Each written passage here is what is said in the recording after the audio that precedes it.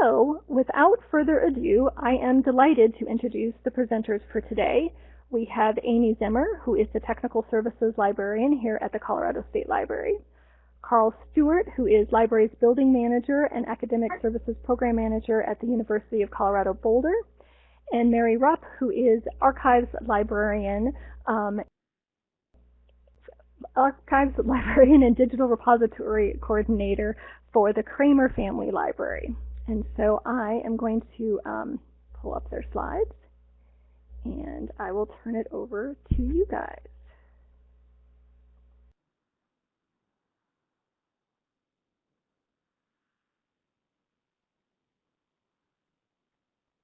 All right, well, thank you, Christine, and welcome. This is Amy, and welcome everyone to our Disaster Planning and Assistance for Libraries webinar.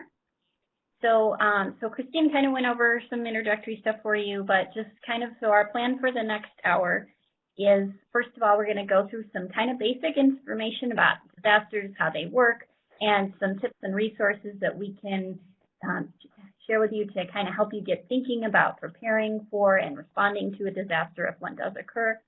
And then Carl is going to present a really interesting case study that you'll want to stick around for. And then finally, we'll get into some information and resources on COVID-19, because I know that's kind of in the forefront of everybody's mind right now. And we had this webinar planned for many months before COVID ever came into our consciousness. So it's kind of a timely thing that we'll be able to share some information on that for you as well.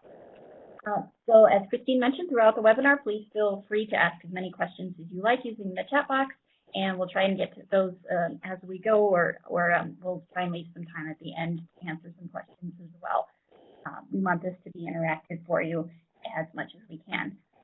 We are lucky to have Mary Rupp with us, who is an archivist and archive specialist. So if you have any questions that are kind of specific to archives, she will be the person who will be your resource for that.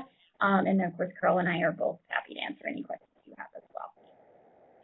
So before we really dive in, we just want to get a quick idea of our audience and where you are coming from, because that can kind of talk about the different kinds of collections or things based on where you're all located and what kind of place you work. So we had a little bit of that in the chat in the beginning, but just kind of get an idea of what kind of library or institution that you're working at. Okay, so we've got, looks like more than a third of you at public libraries, but we've got some archives and special collections as well, so that's great. Historical societies, okay.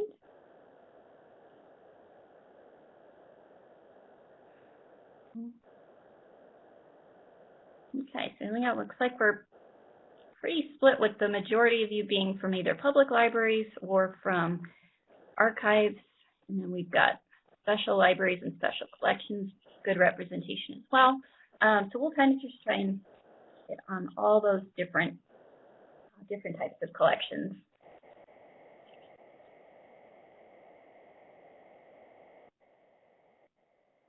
Okay, so we just wanted to kind of get an idea of where everybody's located too, because that can kind of give us an idea of what sort of disasters you might face. If we have a lot of people, say, from the mountains, we can kind of talk a little bit more about wildfires, or if we don't have a lot of people from the mountains, we can kind of give you an idea of what kind of disasters you're most likely to face in your area. And this is great. We have got a lot of people from outside Colorado. So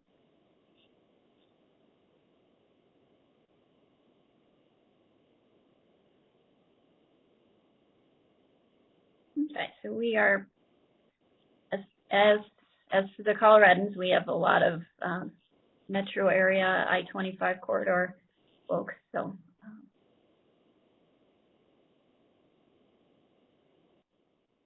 okay, and then finally, last question: do you have a disaster plan?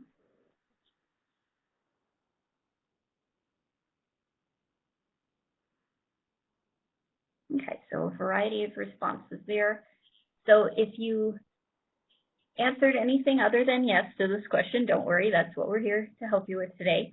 If you did answer yes, that's great. That doesn't mean shut down your computer now, because we still have some really great tips and things that will help you kind of make the most of the disaster plan that you do have. So I think we have a variety of information that'll work for everybody wherever you're at in that level of planning.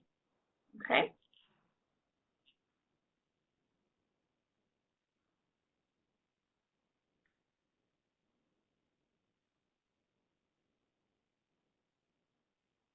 All right, so here we go. So before we get into planning, I just kind of wanted to give a little introductory information on disasters in general.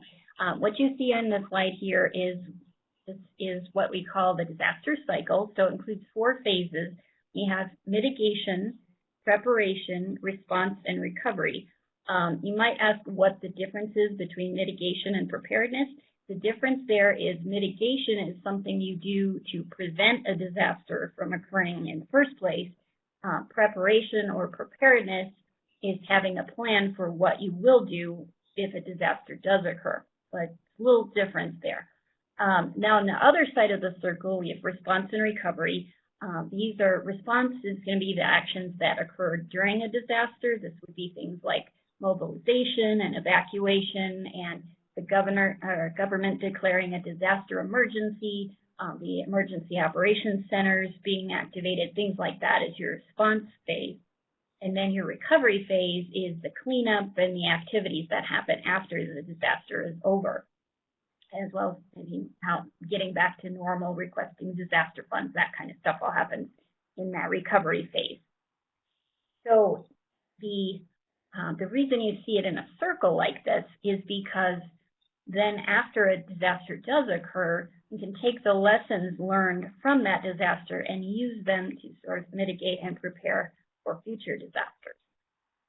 So we'll be kind of using some of these terms throughout, so just going to kind of give you a little bit of background on disasters. And as we mentioned earlier, we'll kind of be focusing a lot about collections here, but we'll talk about some other things as well. So what kind of disasters could affect your library? So of course, we always think of natural disasters. Of course, first these are events that are getting to be a lot more numerous and a lot stronger in intensity for a couple of reasons. We have one is climate change is causing a lot of bigger scale disasters than we'd seen in the past, but also we just have, because of the population growth and people moving into what were formerly rural areas or forested areas, and then developing those areas and people living in the forests and areas that people didn't used to live anymore. That's another reason why we're getting a lot of these great big wildfires and things like that too. So there's a couple of different things that are reasons why we're having more natural disasters we're seeing. But there's also a lot of other things to prepare for as well. You have building and structural problems, of course, being something that affects a lot of libraries and archives and other institutions. Museums, they did a study that showed that fires caused by construction of not only their building but also nearby buildings were the #1 cause of museum fires in the U.S. So there's a lot to consider if you're having construction happening in your building or nearby your building as well. That's something to plan for. Roof leaks, structural collapses, theft and vandalism are also things to think about. There's also need to think about like cyber incidents, hackers and stuff like that. We've seen this where these kind of cyber attacks can set an institution back for weeks when their staff suddenly loses access to email and internet, and then of course if you have digital collections, then that's something especially you need to be prepared for. We also have like things like pest outbreaks. We're seeing like a lot of libraries having bed bug issues, and there's also things like mold, stuff like that, and accidents. So there's a lot of different things that you can prepare for, not just the great big natural disasters. So one of the things you can do is a risk assessment. So I'm going to turn this over to Carl, who's going to talk a little bit about risk assessment here. Yeah, this is one of those things that's a good way to start your disaster planning or emergency planning, because it's you want to be planning for things that are going to happen, not things that are going to be serious first, rather than just about anything. So for me, it was very helpful to hear about this kind of matrix that you could set up where you prioritize risks, giving a threat value of say 1 to 5, and then looking at the likelihood that it's going to happen, again 1 to 5, and then the value of the loss. So for instance, in our academic library, we have a rare books room. It's susceptible to water damage. It's right under the roof. So I gave it kind of a middling number, and you know, it actually has happened that we've had a little bit of leakage in that roof, so I call it fairly likely. And of course, the value was very high, so we got a high number there. I'll use this fancy little arrow here. And then for when I compare that to the circulating collection, which is also susceptible to water damage, but the value of the loss would actually be less because you know, we could replace those books, or they could be had through ILL. So we wanted to focus on our special collections and archives first. I'll move to the next slide. Go ahead, Amy. Okay. Yeah. So just some things to think about if you don't have a plan yet, or you're thinking about getting a plan. Some of the really important reasons why we should plan. It's usually not a regular part of your job. I mean, we all have other jobs besides this, and sometimes people feel like it's just an extra thing to do, or that the likelihood might be minimal, so it's not worth your time. But don't fall into that mindset, because it is worth your time. You know, as they always say, it's better to have a plan and not need it than need a plan and not have it. So it's always good to have. And you might also be thinking like disaster planning might belong to somebody with a higher pay grade, but that is not true. It's something that everybody in the institution should be involved with in some level. And in terms of caring for your collections, sometimes it is the people who actually work with the collections directly that have the best sense of what kind of preparedness is needed to protect the collections if something were to happen. Let me just add something here that you know, just to go through the process of visualizing a disaster or an emergency, and going through that process of thinking about it, which is what is involved in planning, really can make us more prepared. And that was my little aside. Mm-hmm. Yeah, that's right. Thank you. And so, so of course we're also, you know, we are stewards of our collections. So, you know, we kind of have we owe it to our communities to take care of them. So that is of course one reason. And then also things are going to be really chaotic during a disaster, and there's going to be a lot of things that you hadn't thought of or are going to happen unexpectedly. And so it really will make your life a lot easier to have at least some sort of plan in place that you can kind of refer to when you're in the middle of a very chaotic situation and you're scrambling to find phone numbers and things like that. It's really helpful to have that information there right in front of you, especially for communications purposes. It's really good to have that. So here's some things to think about as you are constructing your plan, or if you have a plan, if you're kind of looking at a refresh. Here's some considerations. So first of all, it's really helpful to have a point person.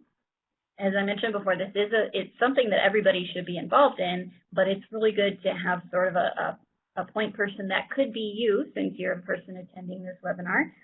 It could be a director or somebody like that. It's really individual based on the institution, but it's really good to have kind of one person that can really kind of shepherd this process through. And then it's good to go through and assess both your strengths and your weaknesses. And that's something that can really help as well. And then,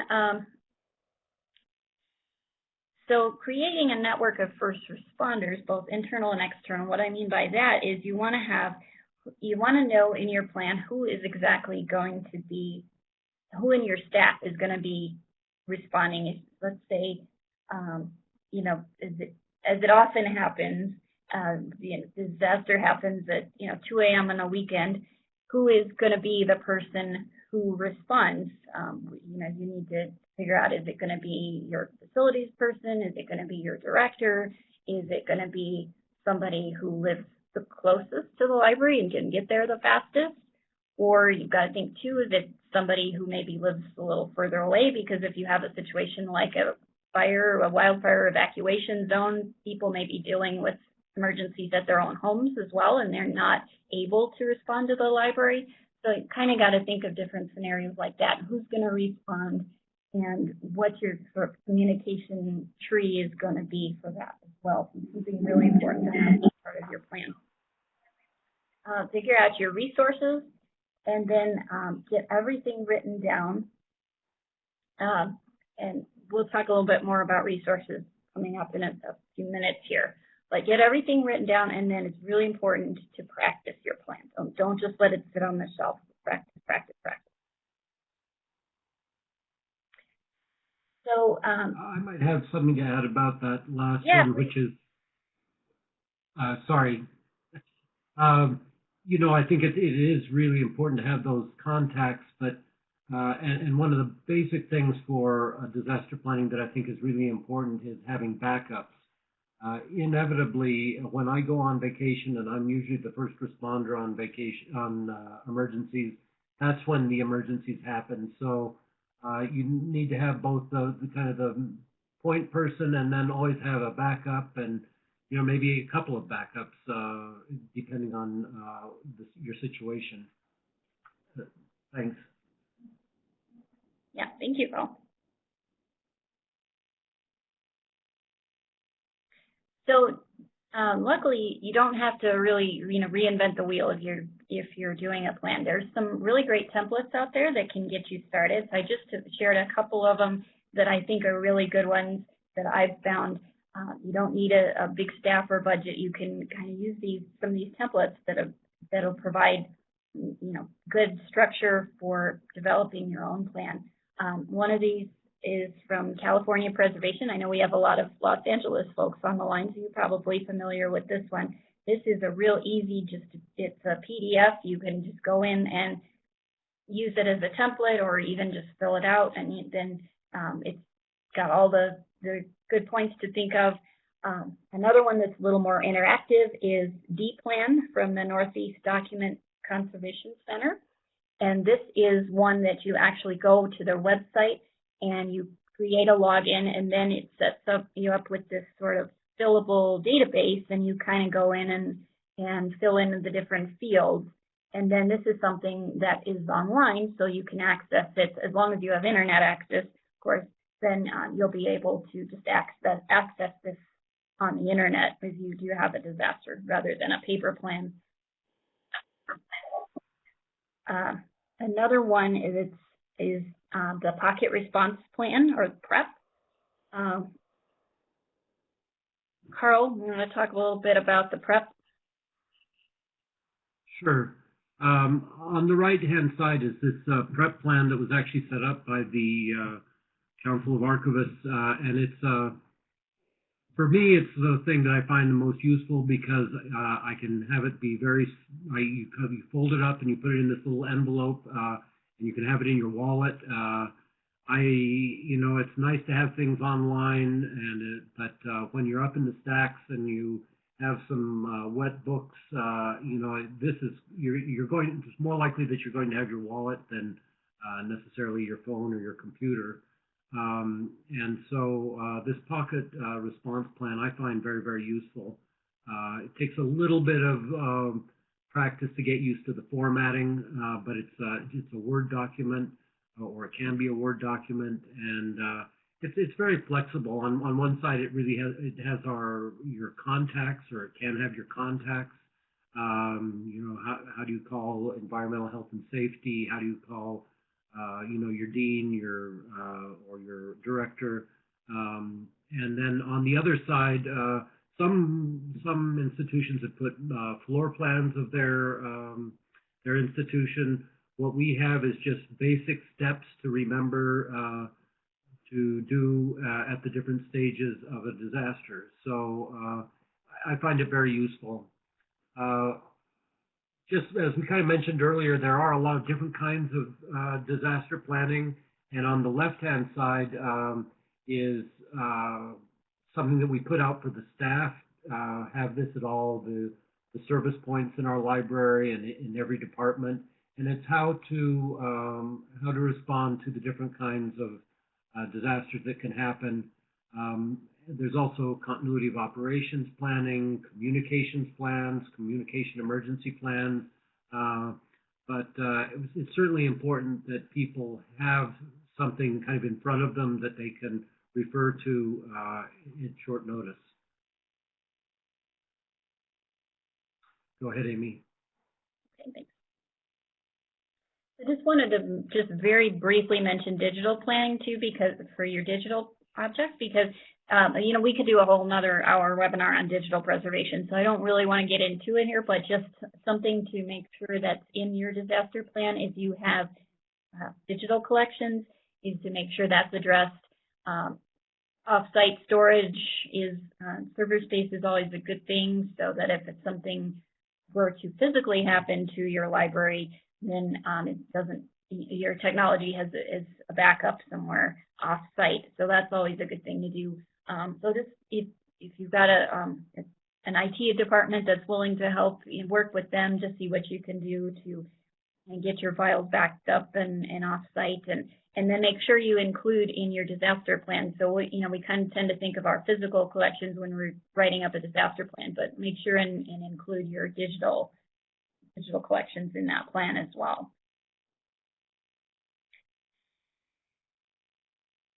So once you have your plan written, you don't want to just let it gather dust on yourself. You want to really practice using the plan. This is what we call creating a culture of preparedness. So this is getting everybody on staff involved and conscious of the fact that you kind of need to prepare for disasters and get everybody to understand what's in that disaster plan so that everybody knows what their role is, and then kind of use preparedness to have it be a group effort. Everybody on your staff has different knowledge, different strengths, these different roles. So every pair of hands is beneficial. So you can practice using the plan and kind of have everybody figure out ahead of time what their role will be if something did occur. Some places have created disaster playbooks, and so they kind of give each staff a playbook of what would occur in a different disaster, and this way everybody knows kind of what their role will be. This wouldn't be as detailed as an official institutional plan, but it would kind of give some guidance for each individual staff member, what they would do if there's an emergency. Other really good thing is to have staff training opportunities. You can have things like CPR training or fire extinguisher training is a really good one. The Connecting to Collections, which was a group that had formed a few years ago to kind of promote collections care activities in Colorado, did a survey, and they found that 95% of cultural institutions in Colorado have fire extinguishers, but only 36% actually train their staff how to use it. So it's really a good idea to get fire extinguisher training and things like that. Other things, make sure different people on the staff know how to shut the water off if there's a water leak. Don't just rely on your facilities person or your janitors or whoever, because they may not be available. So if different people on your staff have different knowledge, that would be is always a really helpful thing.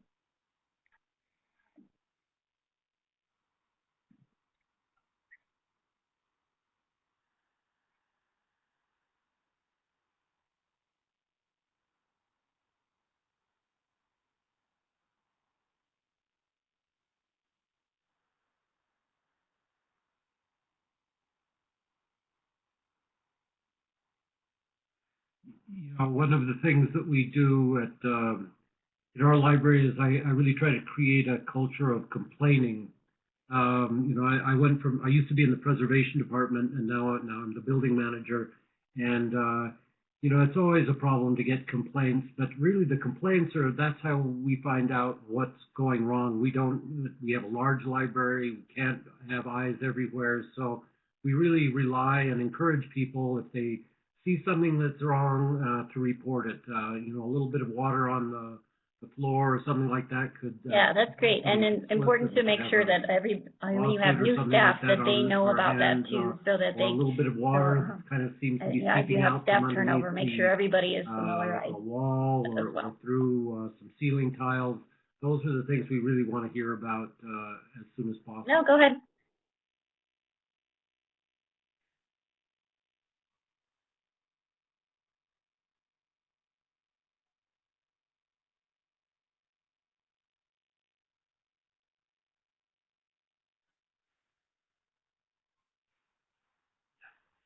Sorry, I moved that forward. One of the things that can be really fun, is Amy mentioned fire extinguisher training. There's nothing more exciting than seeing one of those fire extinguishers going off, and actually to get some experience using one and to feel what it feels like and what it does is a really important thing. So it doesn't come as a surprise when somebody has a little fire in a trash can or something, and you don't get completely surprised by it.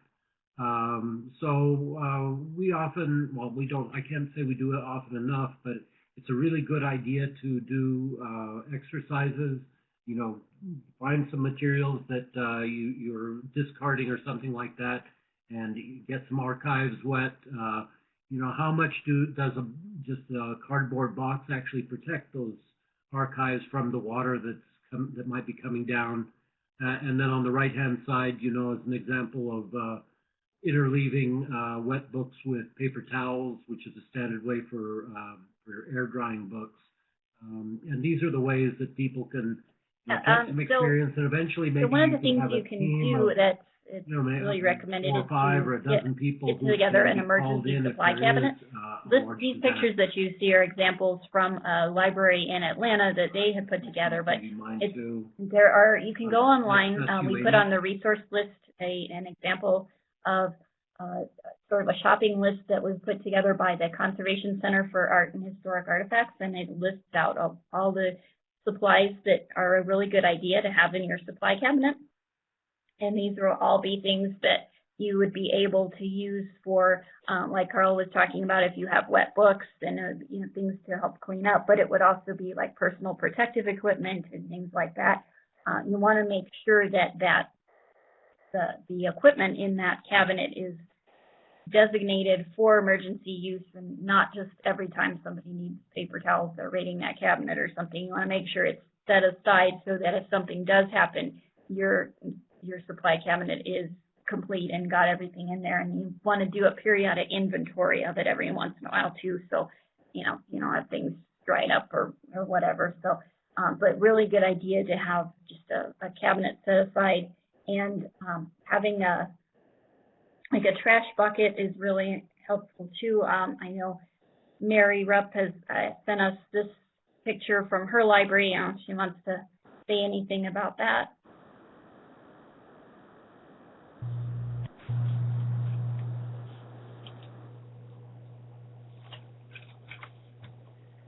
We've found, especially with the rolling trash can for large leaks, that you can actually just dump all of the supplies and pull the large trash can to your leak and catch all the water that's coming in through the ceiling. We found this helpful a number of times. That's it. Yeah, so that's kind of a good idea to have your supplies in there, and then you also have the can if you need it. Thanks, Mary.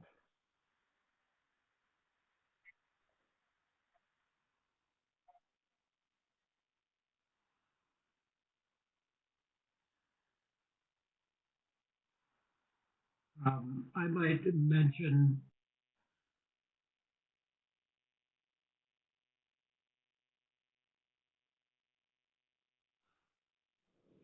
this was a large, I guess probably the largest collections disaster we've had in the last 10 years or so.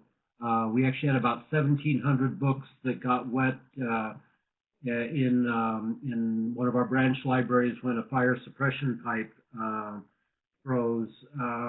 And we had a good disaster plan. It was, but we hadn't really tried it that much. And one of the things that we had decided in that plan is if we ever had 200 or more books that got wet, that we would call in a conservator and a disaster response group. But this time we actually had 1,700 books that got wet. And when we looked at it, we really felt we didn't need that much help because it was really just the edges of the books that got wet. You know, the water comes down and onto the shelf, and it's just that bottom edge. You know, it's really, I think, fairly rare unless you have a river that floods or something like that, that books will be completely submerged. So actually, we found we could take care of this ourselves. We didn't even feel like we needed to interleave all the books. Yeah, I think so. Just one more thing I forgot to mention too about the supplies is to make sure you have a digital camera as part of your supplies, because if you need to get any kind of funding from FEMA or from your insurance company or anything, they're going to want pictures. So like kind of like those pictures that Carl just had of his library. So make sure you document everything with photographs, because that'll help you if you're looking for funding. So one of the really great things you can do to prepare for a disaster is to partner with your local first responders. There's a lot of ways you can do this. One of the easiest things you can do is just to follow them on social media. Not only will this get you up-to-date information on what's going on if there's sort of a community-wide disaster, but you'll also be in their consciousness that way if you're kind of one of their followers. Another thing that's great to do, especially if you're in a smaller community, is to invite them out for a tour or a walkthrough of your library or your archive. Point out your different priorities, which are your most irreplaceable special collections, your most significant items. Kind of let them know what are the most important things. Yeah, obviously, first responders are going to be focused on life safety first. That's most important. But if there is an opportunity to save some of your collections, that, you know, it kind of helps them to know which are your priorities. Give them a floor plan of your building. That's really helpful. There's other things you can do, like you can use glow-in-the-dark tape, because probably if it's a disaster, you're probably going to have your power out, so it's going to be dark. You can use glow-in-the-dark tape on the shelves of your most significant items, and then let them know that, so they can kind of see where your most significant collections are. So just kind of get them an idea of what are your most important things in your library. You know, as Carl mentioned before, your circulating collections of books, those things can be replaced, but your special collections, your local history archives, those kind of things are irreplaceable. And so kind of letting them know.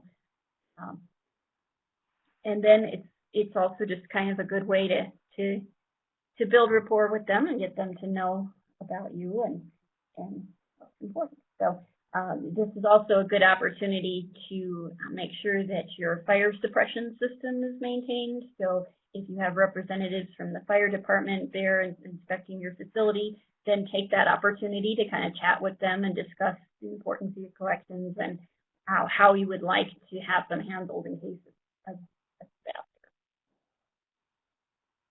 Yeah, another good thing you can do is to attend a local CERT training. CERT, C-E-R-T, stands for Community Emergency Response Team. And these are teams that are made up of community members of all different, you know, people from businesses and volunteers and all kinds of different people from the community that come together and take training on how to respond to a disaster event in the community. So it's also a really good way to develop a basic understanding of emergency management operations and get to know those first responders. The picture on your screen is a guide that was put together that you can find a link to this on the resource list that's on the CSL in session website. It's just a little 5-page brochure that's got some really good, helpful tips about how libraries and archives and museums can work with their emergency responders. And then, of course, just wanted to briefly mention that, of course, libraries are important community resources. And if a disaster is occurring in your community, this is a really good opportunity to connect with the community, and things like provide internet access. If the power is out at people's homes, or if they don't have the internet, they can come to the library. It can be kind of a community gathering place.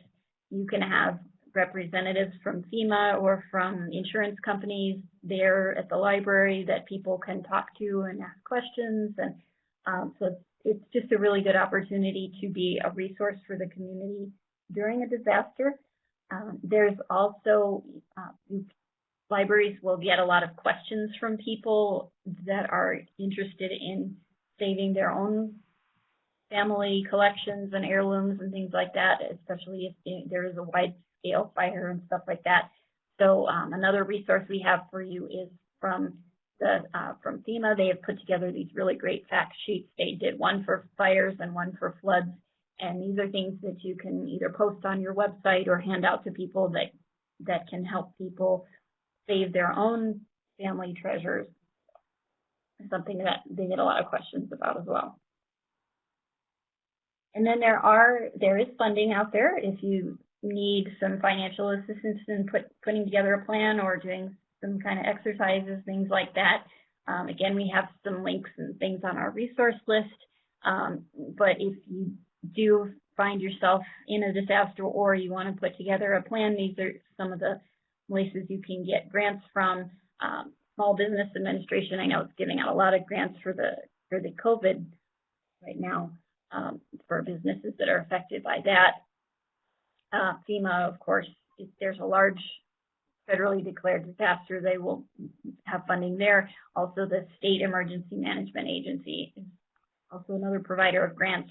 And then there's different groups like the Lions Club, and State Farm Insurance has a grant program to help communities and nonprofits prepare for disasters. So there's different things to look at. The Statewide Internet Portal Authority gives grants for, this can help you for your digital collections.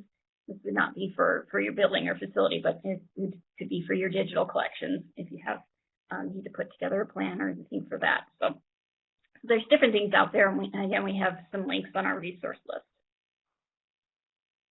There's also a number of organizations that are out there with a lot of great resources that can help you. One of them is the Heritage National Task Force, which is a partnership between the Smithsonian Institution and FEMA, and they are dedicated to helping cultural heritage organizations with disasters. Their website up there, you can take a look at them. They have some resources like what you're seeing in the picture here. They started out with this kind of little paper wheel that you could use to, depending on what disaster you have, and then you can spin the wheel and it gives you tips for dealing with it.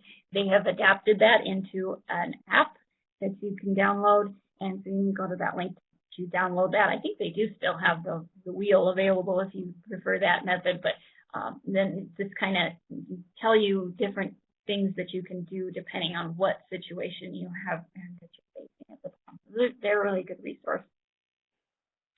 Another one is the Foundation for Advancement in Conservation. They have this really helpful field guide to emergency response. This is a really good little guidebook to just get a copy and keep it on your desk. And it's another one that you can just kind of flip to the section depending on what disaster you're faced with. And you can go to the FAIC's website to order a copy of this. You can get it like on Amazon and stuff, but it's a lot more expensive. You can get it for cheaper just ordering it directly from them. And they also have this program called National Heritage Responders, which Carl is going to talk a little bit more about later, so I won't say much about that now. But they do have this hotline that you can call if you do have an emergency. And then another one is the CCAHA, which also has a 24-hour hotline for collections emergencies. And they just recently, in the last couple of months, put together this national resource guide for disaster preparedness, which gives some really good tips in there as well for helping you plan. And then what we really wanted to talk about today was our organization here in Colorado, which is the Colorado Cultural and Historic Resources Task Force. So we are a network that is here to help you here in Colorado. And we are a group of people from statewide. We have a few of our members are joining us today. And we are sort of a group of people we come from libraries, museums, archives, historic sites, just different kinds of cultural heritage organizations. And we all come together and sort of a partnership not only between us, but then also between us and the emergency management agency for the state and the emergency responders, so we can kind of advocate for the importance of protecting our cultural collections in times of disaster. So, Carl, you want to talk a little bit more about that? Sure. Let's see. The CHR task force is like when there's a fire or something like that in the state. We usually get together, talk with History Colorado, which is our historic association, and then emergency management to try to determine where there are cultural resources that might be affected by a fire. And this summer, we had one of these conference calls. Actually, it was in the spring, because there was an area in southwestern Colorado, a small town called Lake City, that was under a severe threat of flooding. And so with CHR, we got kind of organized with it, and then luckily that organization called the National Heritage Responders funded a trip for me to go down there and help evacuate a museum. These are a couple of background slides. It kind of it's switching. This is about a museum, rather than a library, but it did have some library materials and some archives materials. And I think it's a good example of the sort of thing that can happen. And they're pretty pictures. You can see there were a lot of avalanches and all this material going down and damming up a stream. It was a very small town, Lake City. The museum is right in the direction that the river would have flooded into. There are these two rivers that came into town and converged at the town. This is where the museum was. And then there was another resource, the courthouse. So we got together a truck and all the materials needed. One of the things we knew we were going to need is these large boxes that you'll see how we use those, and shrink wrap and dollies and a lot of some personal protective equipment and bubble wrap. And I drove down to the area. If you know Colorado, here's Boulder. The drive is down here to it's near Montrose and Gunnison. It's about an eight-hour drive, but it's a very remote area of Colorado. I'm going to go through these slides pretty quickly because it's we do want to give some time to talk about COVID. But anyway, I got into the town, and as soon as you get into the town, there were all of these alerts about floods happening, or floods that could happen, and so you had to sign up with the emergency management area of the county. Oops, sorry. There's a little bit of a delay. I'm not getting used to it. There's the museum and the courthouse. You can see an old historic structures. It had three main buildings. This is the main area, and this dollhouse was actually supposedly constructed by Alfred Packard. If you know anything about the history of Colorado, he was a man accused of cannibalism, and so it was quite famous there. So that was one of their prized collections. Before I got there, some protections had already been placed, and they had established priorities, which was really, really important. There, in any of our libraries or archives, it's probably the most important thing that you can do is to decide what can you take out in an hour, what could you take out if you had a day's notice, and so on, so that you had a good sense of the priorities.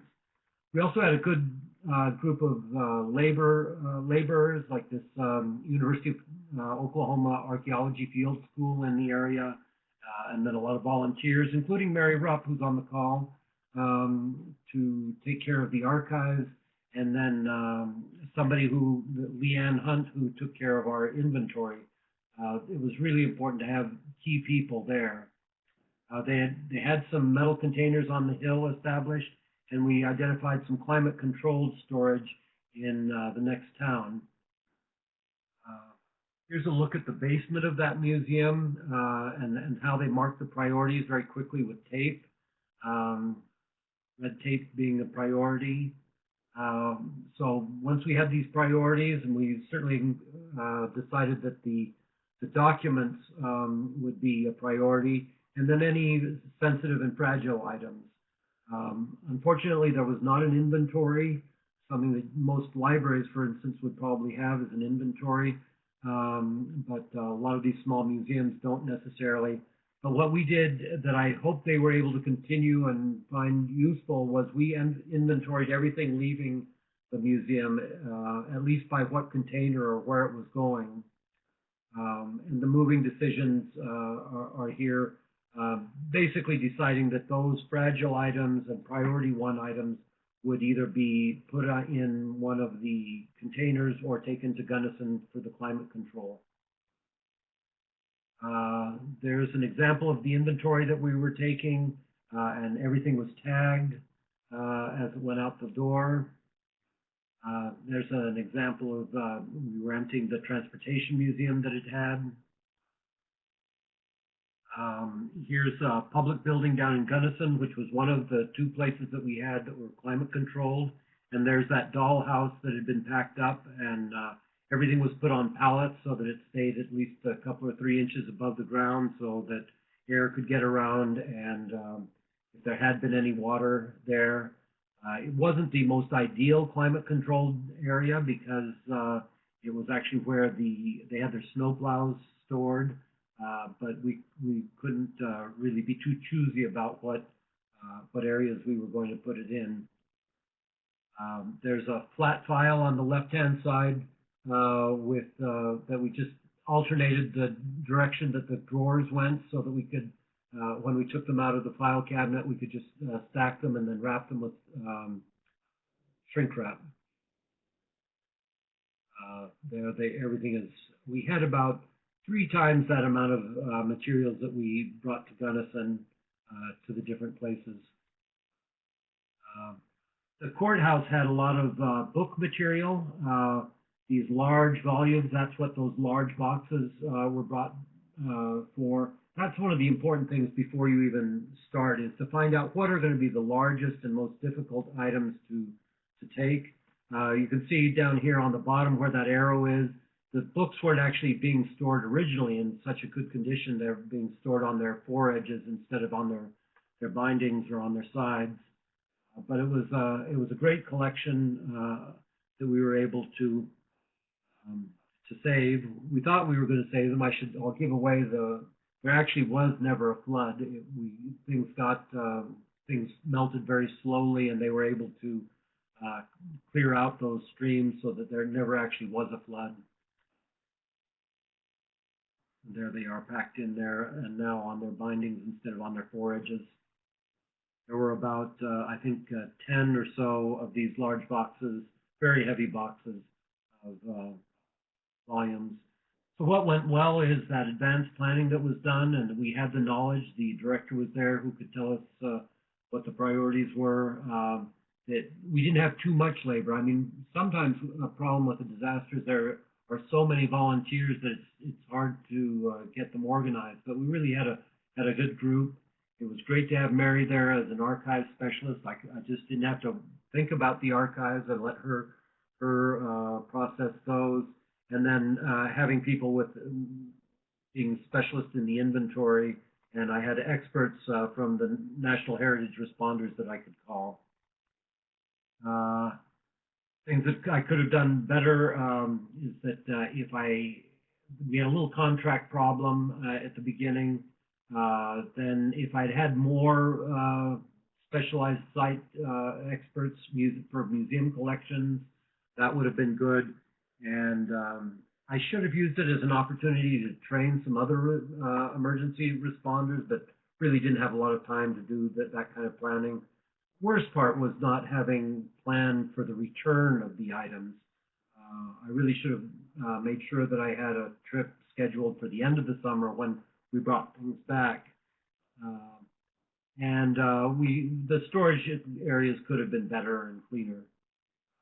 And as was mentioned earlier, you could never take enough photographs. Those are very important to know where things were originally. So I really rushed through that. Gosh, we only have 5 minutes. Maybe we can extend a little bit longer, or we can take your questions. But I put this together very quickly just a couple of days ago. It's kind of emergency planning 2.0. You know, you can try to plan for things, but then something completely new comes up. So main thing that was important for us in our library was to have a continuity of operations plan. You have the collections emergency plan, you have the safety plan, but everything should be leading toward how can you continue to operate. And we did have some parts of our continuity of operations plan available. Just to give a very quick view of what a continuity of operations plan can be is that the most key thing is the essential functions.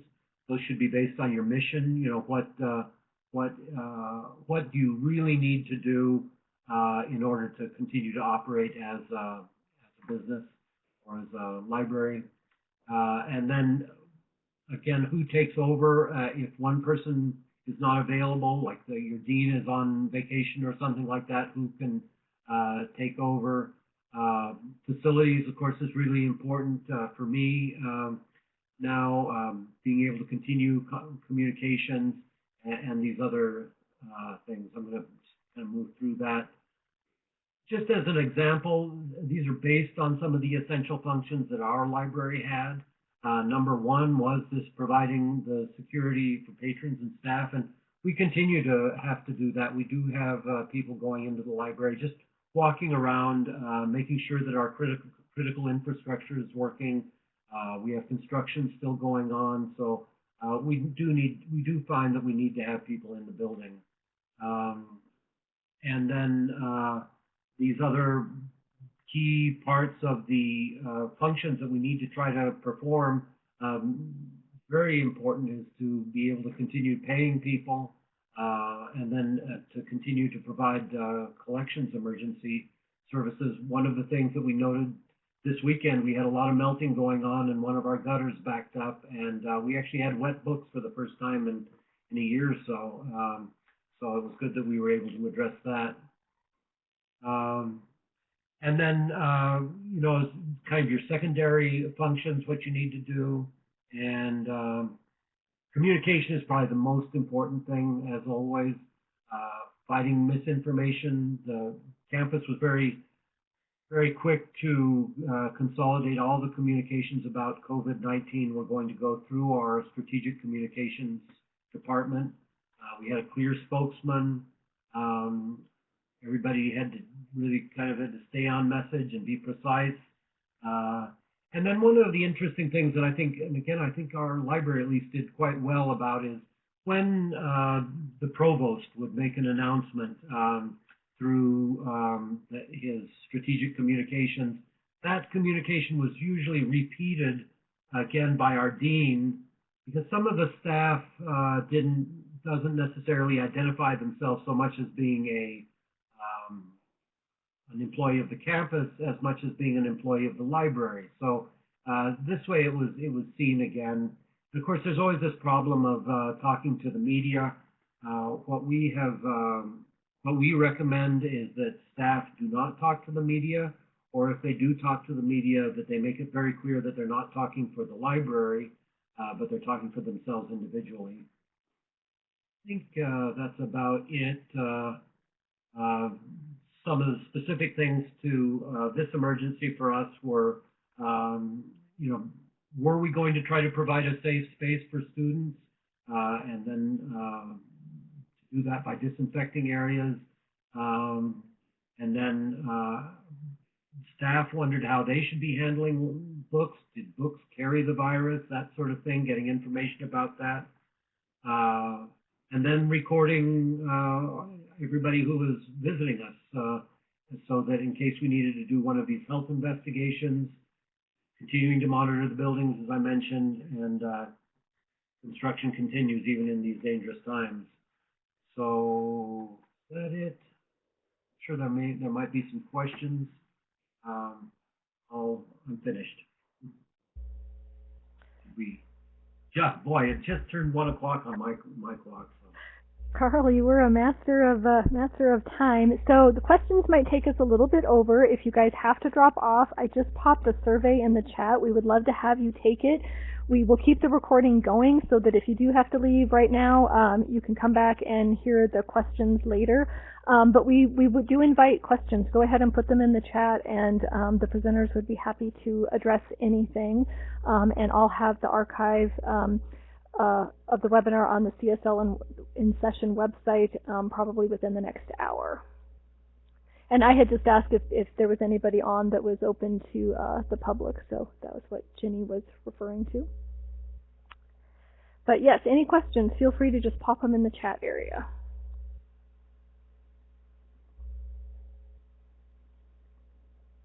And I just wanted to mention too that as for the Cultural and Historic Resources Task Force, we do have a listserv that has right now almost 300 members of it.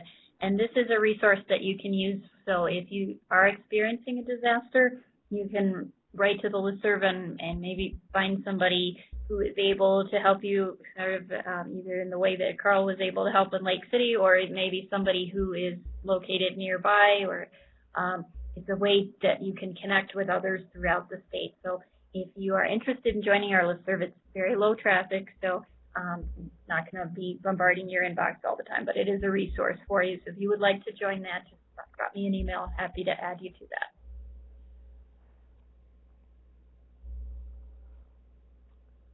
So wait just another minute or two and see if anybody has any questions or anything that you would like us to kind of go back and revisit.